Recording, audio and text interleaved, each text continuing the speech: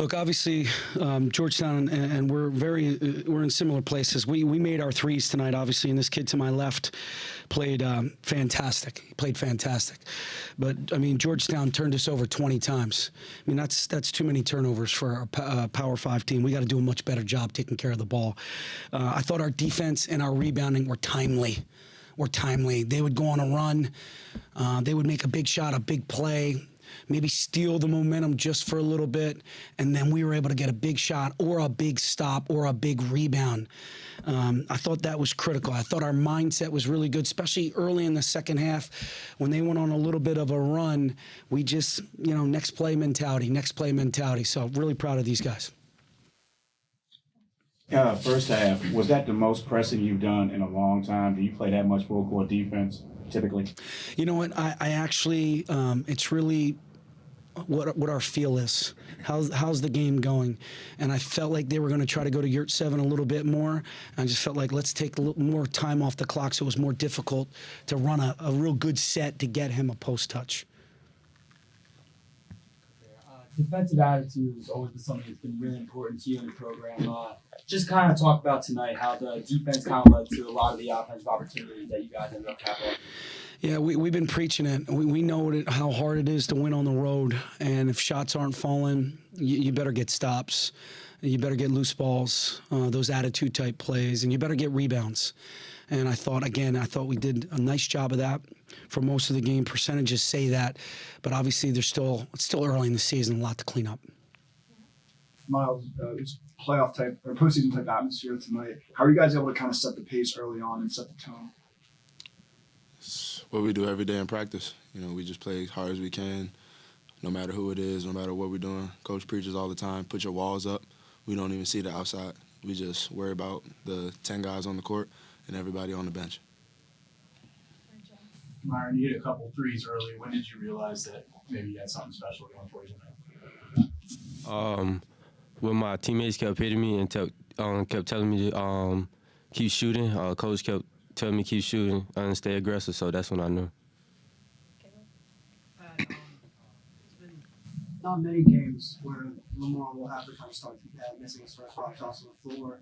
Still staying active on defense, but not in the flow necessarily of the game offensively. But your team was still ahead at halftime and maintained a double-figure lead throughout the rest of the half. So what does that really say about this team as opposed to maybe the past couple of years where the scoring might have come from other guys? And I think it shows our depth. Let me talk about Lamar because I just spoke about him in the locker room. In years past, for anybody, not just Lamar, but for any player to start out 0 for 5 and a couple turnovers, he's not, or they are not playing defense. They're just not doing it. And he played better defense, and he rebounded the ball harder and tougher. That's growth. That's maturity.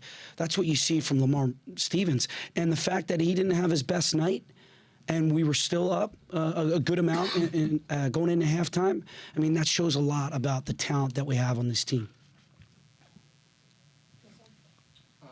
You obviously have an event at the Barclays Center, but this was your only true road game before Big Ten play. How important was it to get a win like this against a school like Georgetown? And we have so much respect for Georgetown. I coached at Villanova back in the day, and the Big East. It was important. You want to get this win because you got 2 great mid-major teams coming in, and then you go to New York and you're playing high majors from there on with the ACC Challenge. You got 2 Big Ten games. You got Alabama. So to be able to go on the road and get a good win, now we know what it takes. Coach, you mentioned turnovers. They were pretty even between the 2 teams, but you guys were able to really capitalize and score some points off those. What do you attribute that to? Just a fast breaker with the taking advantage of their defense? When you turn over the ball, we work on odd man rushes often, right? Our Celtic drill. And it's all about 2-on-1, 3-on-2, 4-on-3.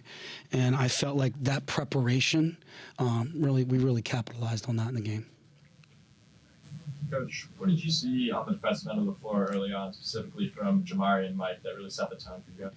I just think, everybody wants to say what Jamari Wheeler can't do. Oh, well, let me tell you what he can do. Did you see that kid? He impacted the game all over the place. Defensively, rebounding, toughness, steals, dives, dropping dimes. I mean, That's the little engine that could. But everybody wants to say, oh, he can't do this, he can't shoot, he can't do. I don't care. That kid is playing at a high, high level. And it was nice to see Mike. Yurt 7 is a big-time player, man. We played against him at NC State. He was the difference. He was the difference in beating us at NC State a few years ago. I think he had 18. You guys weren't even here. He had 18, and he was 3 for 3 from the 3. So I thought Mike did a nice job, and John. Last question, if someone's got one. Ready to talk about returning to your high school home in front of a lot of fans and family and friends and performing well? It means a lot. You know, I appreciate all the support that everybody gives me all the time. You know, just it feels good to be home, and you know, I was happy to play well. You know, thank the Lord I played well, and my teammates. You know, we came together and we really stuck together, even though they made runs throughout the game. You know, we felt that energy in the crowd. That, you know, that bench, and then behind the bench, we just felt it. That gave us that little spark that we needed to draw the line in the sand and stop the run. Caleb, you had the last question. Going back to Lamar for the first time, with the slow start during timeouts, if you feel, or when you watch him, do you feel like he was pressing a little bit, or it just wasn't coming as easily to him tonight? And how was he still able to impact the game? No, I thought they did a nice job on him. I thought 4 was real tough, real physical with him. I thought 11 came across and did some nice job of doubling him every now and then.